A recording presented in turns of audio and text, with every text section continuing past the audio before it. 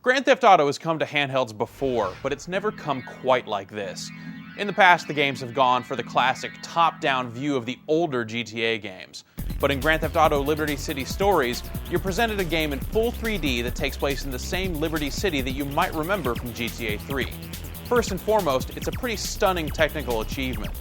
Beyond that, though, it's got a few problems that prevent the game from fully capitalizing on that achievement. The game's storyline is the sort of straightforward that you'd expect out of a PC expansion pack rather than a full game.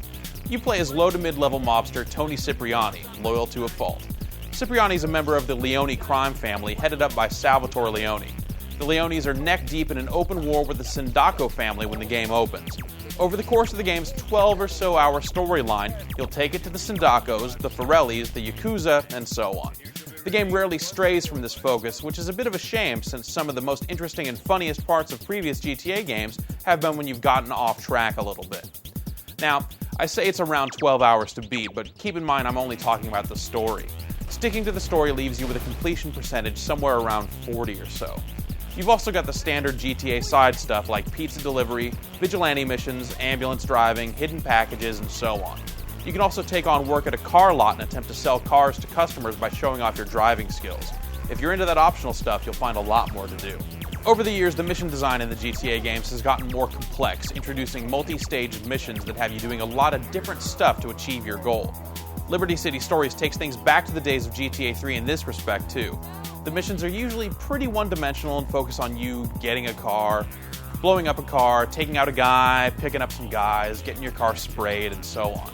There are a few missions that get a little larger than this, and these tend to be the more interesting and final ones. A big part of GTA's appeal lies in its go-anywhere, do-anything mentality.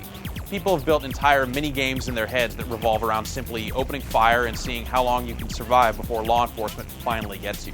You can certainly do that here as well, but police response seems to be one of the things that's been scaled back a bit to get the game running at a playable frame rate on the PSP. You just don't get that swarm of police cars that you get on consoles.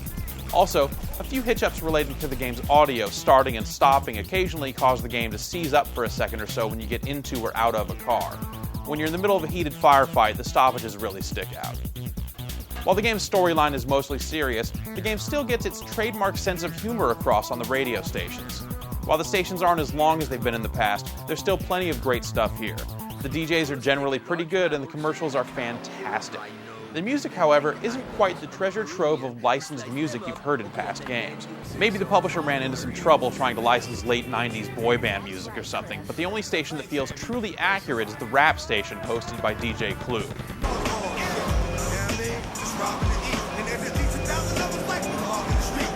It sounds, well, a lot like a DJ Clue mixtape from the late 90s, with some Nori, some DMX, and Big Punisher. It's hard not to compare certain aspects of Liberty City Stories to the console GTA games because this PSP game comes really close and often delivers the exact same sort of game you'd expect from the series. But it's things like the game's straightforward storyline that get in the way and prevent it from being as memorable as some of the past games have been. But if you can look past that, which isn't really too tough, you'll find GTA in the palm of your hand. That's pretty crazy.